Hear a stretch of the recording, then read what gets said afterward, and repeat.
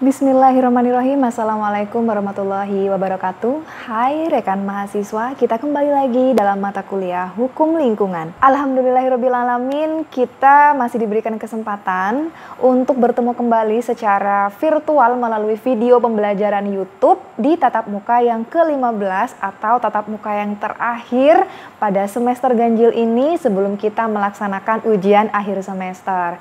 Di video kali ini saya akan menjelaskan tentang kerangka hukum lingkungan nasional masa depan. Kenapa sih masa depan? Karena setelah kemarin kita mempelajari mulai dari pengertian lingkungan itu apa, pengertian hukum lingkungan itu yang seperti apa, hingga ekologi, macam-macamnya di dalamnya seperti apa, hingga pada konsep sustainable development, konsep-konsep apa saja yang ada dalam hukum lingkungan, hingga pada tataran perkembangan hukum lingkungan, implikasi hukum lingkungan internasional terhadap pemberlakuan hukum nasional di Indonesia, lalu juga penegakan hukumnya seperti apa, penyelesaian sengketanya seperti apa, hingga pada saat ini kita akan sama-sama mempelajari sedikit banyak tentang bagaimana sih masa depan dalam hukum lingkungan ini, terkait pemberdayaannya, lalu terkait konsep-konsepnya juga di dalamnya. Nah, di sini tentunya ada dua scope of discussion-nya.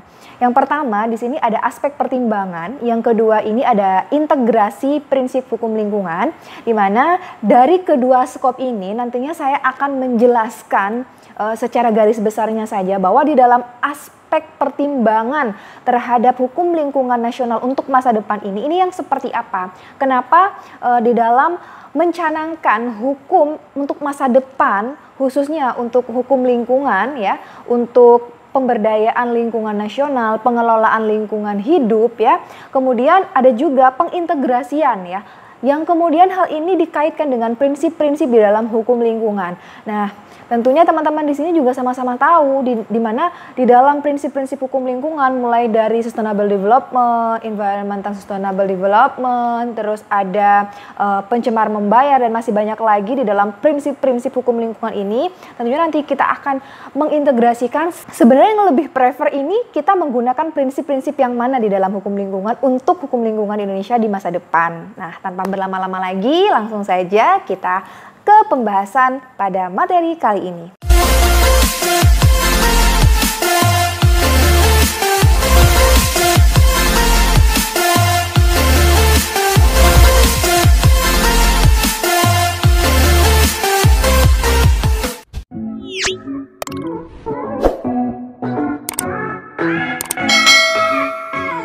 Dalam kerangka hukum lingkungan nasional di masa depan, di sini ada beberapa aspek pertimbangan dalam merespon masa depan hukum lingkungan, ya.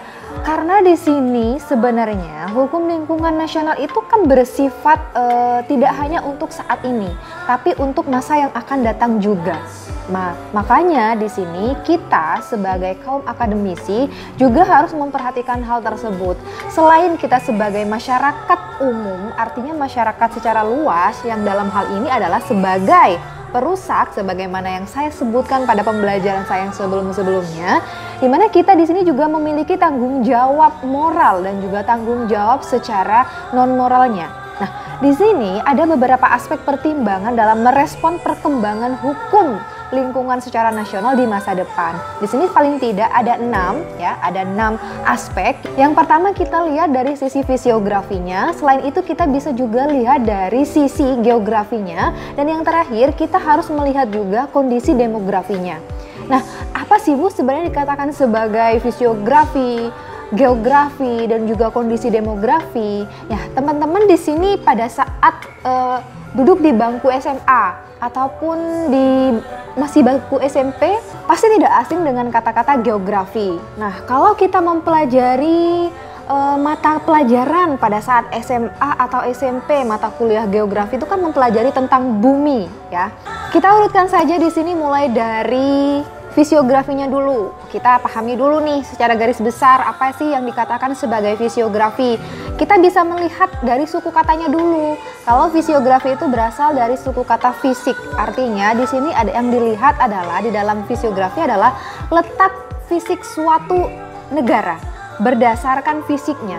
Artinya di sini sesuatu yang bisa diamati langsung dengan panca indera kita, terutama panca indera mata. Contohnya seperti garis lintang, lalu ada juga batuan yang ada di dalam perut bumi, relief permukaan bumi, posisi dengan daerah ataupun negara yang lain, dan juga ada kaitannya dengan laut.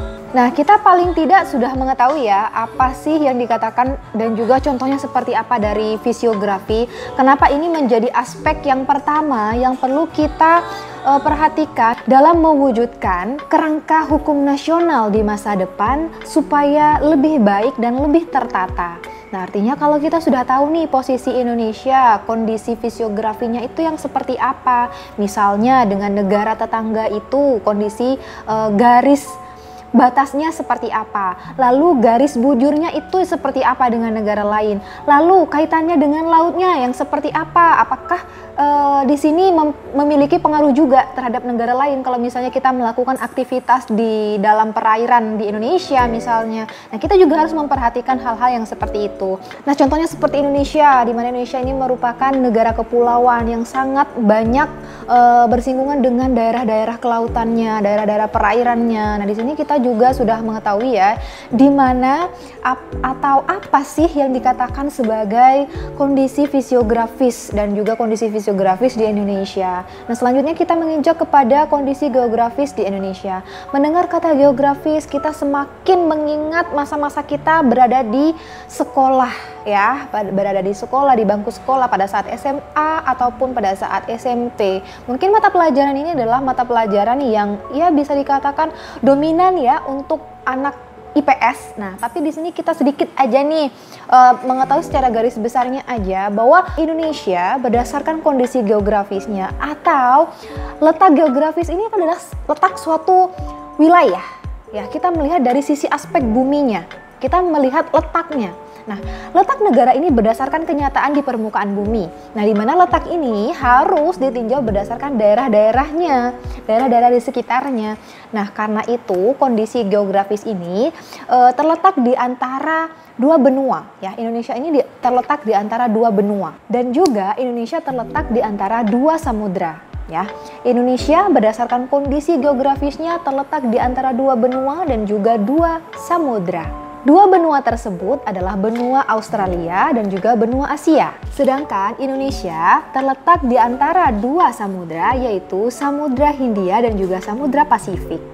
Letak geografis Indonesia ini menempatkan Indonesia pada posisi silang, sehingga Indonesia ini berada pada jalur perdagangan yang amat sangat ramai. Selain itu, Indonesia juga memiliki iklim tropis, di mana kondisi ini juga mempengaruhi terhadap kondisi lingkungan dan juga pengelolaan terhadap lingkungan di Indonesia. Dengan kondisi perekonomian yang ramai, posisi Indonesia yang berada pada posisi silang ini menempatkan Indonesia pada posisi strategis, di mana posisi strategis ini pastinya Indonesia merupakan lintas batas negara dalam melakukan aktivitas ataupun transaksi jual beli antar negara. Dampak dari posisi yang sangat strategis ini mengakibatkan Indonesia menjadi negara yang banyak ataupun kaya akan suku, bangsa, flora, fauna, dan juga keanekaragaman hayati, budaya, dan lain sebagainya. Untuk selanjutnya, selain kondisi fisiografis, kondisi geografis, ini juga ada kondisi demografis. Kondisi demografis ini kita bisa melihat dari kondisi penduduk yang ada di Indonesia, mulai dari jumlahnya, jenisnya, sifatnya, dan suku juga kebiasaannya. Nah, di Indonesia hal ini tercatat per tanggal 30 Juni 2021 diketahui bahwa penduduk Indonesia telah berjumlah 270 juta jiwa berdasarkan Badan Pusat Statistik Indonesia. Rinciannya adalah untuk jenis kelamin laki-laki ini berjumlah 137 juta jiwa dan untuk jenis kelamin perempuan sekitar 134 juta jiwa. Nah, dari sini kita bisa melihat nih perbandingan antara laki-laki dan perempuan. Kenapa sih kondisi demografi di Indonesia ini sangat menentukan terhadap perkembangan hukum lingkungan nasional untuk masa depan Indonesia? Saya katakan bahwa di sini manusia ini memiliki andil yang cukup penting dalam memperbaiki dalam mengelola lingkungan hidup di Indonesia. Karena kita tahu bahwa di Indonesia tidak hanya sebatas manusia pribadi saja, tapi juga ada badan hukum sebagai subjek hukum di Indonesia. Karena untuk mendirikan sebuah organisasi, corporate, untuk mendirikan sebuah CV, badan perusahaan atau semacamnya itu diperlukan dari sekumpulan banyak manusia, dan pastinya manusia-manusia ini memiliki cara pandang, cara berpikir, dan sifat yang amat sangat berbeda. Karena kondisi yang seperti ini dikaitkan dengan kondisi Indonesia, letak fisiografinya dan juga kondisi geografisnya, maka di sini akan menjadi amat sangat penting, akan menjadi aspek yang sangat memegang peranan penting terhadap masa depan perkembangan hukum lingkungan nasional secara global ya. Untuk aspek yang kedua, di sini ada tingkat daya saing ya. Yang dikatakan sebagai tingkat daya saing bahwa Indonesia ini merupakan negara dengan mega ekologi diversity. Selain itu, Indonesia juga merupakan negara dengan hujan tropis terbesar. Kondisi unik yang seperti ini dapat memperkuat serta menguntungkan perekonomian nasional Indonesia, baik itu hubungannya dengan masyarakat internasional, hubungan-hubungan diplomatik, hubungan kenegaraan, hubungan bilateral. Hal yang seperti ini dapat menyebabkan pertumbuhan perekonomian di Indonesia semakin baik. Nah, dengan semakin baiknya pertumbuhan perekonomian di Indonesia, semakin banyaknya orang yang berkunjung ke Indonesia, semakin banyaknya pembangunan di Indonesia, ini juga akan berpengaruh terhadap lingkungan. Ya, bagaimana tidak, semakin banyak dengan 270 juta jiwa di Indonesia di tahun 2021, ya. Dengan jumlah penduduk yang sebegitu banyaknya, semakin banyaknya nanti pendatang dari luar negeri misalnya, ya, semakin tertarik untuk singgah ke Indonesia, misalnya mulai dari pekerjanya, ya, lalu mulai dari turis-turisnya yang masuk ke Indonesia, maka hal ini juga akan berpengaruh terhadap lingkungannya, ya, baik lingkungan di daratnya, lautnya, dan lain sebagainya itu. Nah, maka di sini hal yang juga sangat menjadi penting ya untuk diperhatikan dalam perbaikan perkembangan hukum lingkungan nasional untuk masa depan adalah tingkat daya saingnya. Kalau Indonesia mampu memberikan fasilitas, memberikan penawaran yang sedemikian baiknya, kemudian mereka harus mampu bersaing dengan negara lain. Bersaing dengan negara lain adalah hal yang seperti apa yang dimaksud Ibu?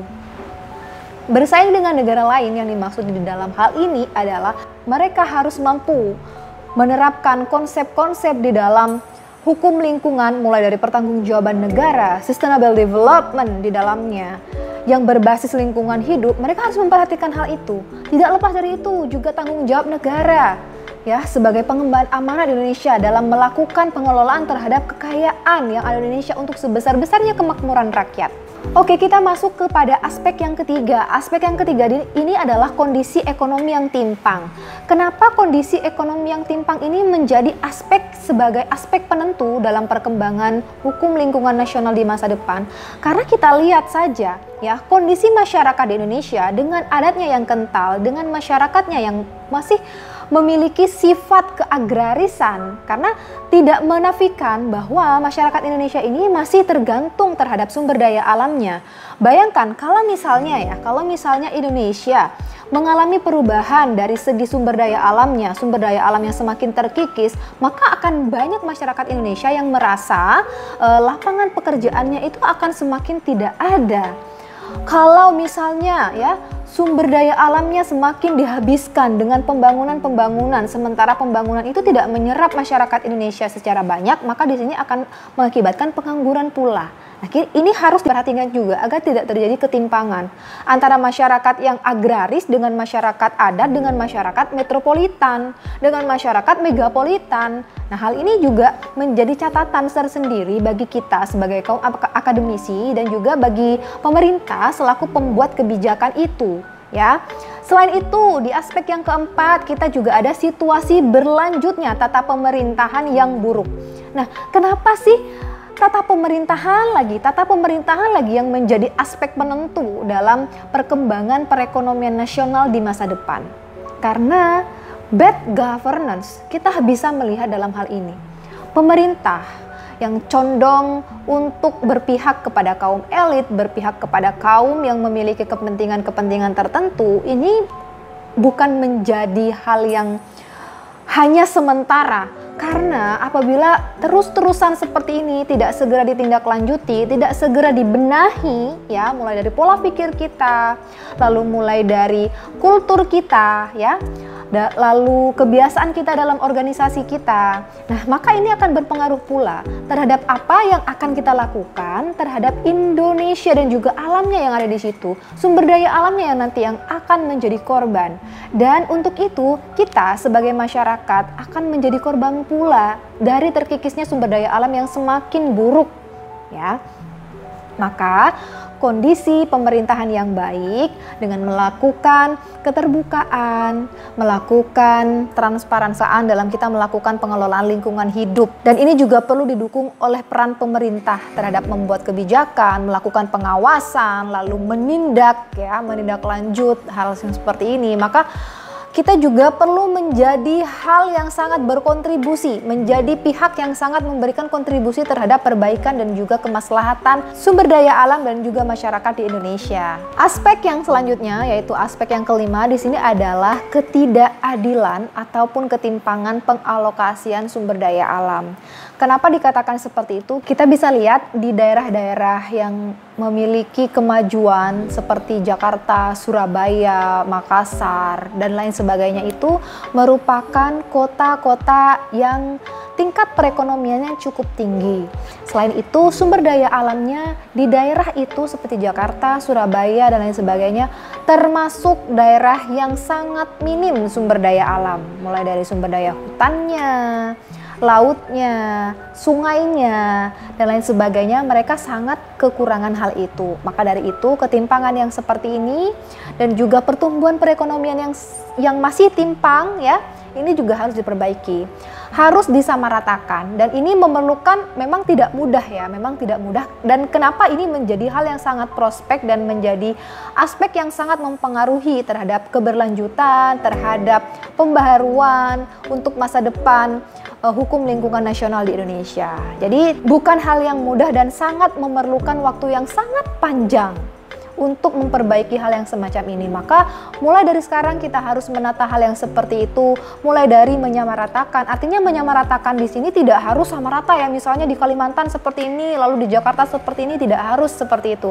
Jadi artinya kalau di sana masyarakatnya masih kurang, kondisi perekonomiannya di sana masih kurang, lalu transformasi perekonomiannya di sana masih rendah, maka harus disokong, harus ditopang oleh perekonomian yang juga di sana semakin ramai. Jadi tidak hanya berpusat pada kota-kota tertentu saja. Jadi dengan adanya perekonomian, pertumbuhan perekonomian di daerah-daerah yang memang sebelumnya belum memiliki tingkat transportasi perekonomian yang tinggi, maka ini harus diseimbangkan dan harus memenuhi sifat balances itu. Oke, yang terakhir, aspek yang terakhir di sini ada aktor kebijakan hukum lingkungan internasional. Aktor kebijakan hukum lingkungan internasional di sini yang dimaksudkan itu adalah Indonesia sebagai negara dari beberapa negara yang salah satunya itu merupakan negara yang juga menyepakati terkait adanya hukum lingkungan internasional berdasarkan Konferensi Rio de Janeiro.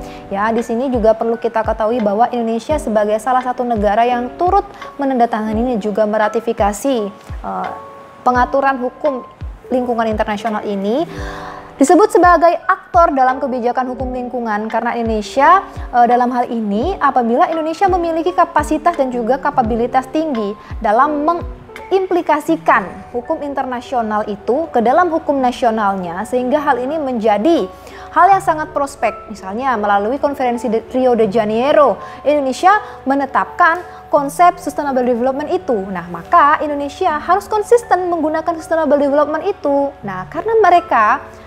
Karena Indonesia sudah meratifikasi dengan konsep sustainable development, pertanggungjawaban negara, maka Indonesia harus konsisten menggunakan konsep-konsep itu dalam memperbaiki dan juga memajukan perekonomian Indonesia, terlebih perekonomian dan juga kualifikasinya terhadap pemberlakuan dan juga pemberdayaan hukum lingkungan di Indonesia. Rekan mahasiswa, kita sudah masuk ke dalam skop pembahasan kita yang kedua tentang integrasi prinsip hukum lingkungan. Di sini ada beberapa hal ya, mulai dari persyaratan umumnya, kita bisa melihat dari prinsip substantifnya bahwa dalam pencegahan bahaya atau prevention of harm-nya ini kita kita melihat ya bahwa dalam prinsip substantif ini, hal yang sangat mendasar atau substansi yang seperti ini, contohnya seperti kehati-hatian atau prinsip pencemar membayar, pembangunan berkelanjutan, 3 pilar dalam pembuatan keputusan ini menjadi dasar dalam pengintegrasian hukum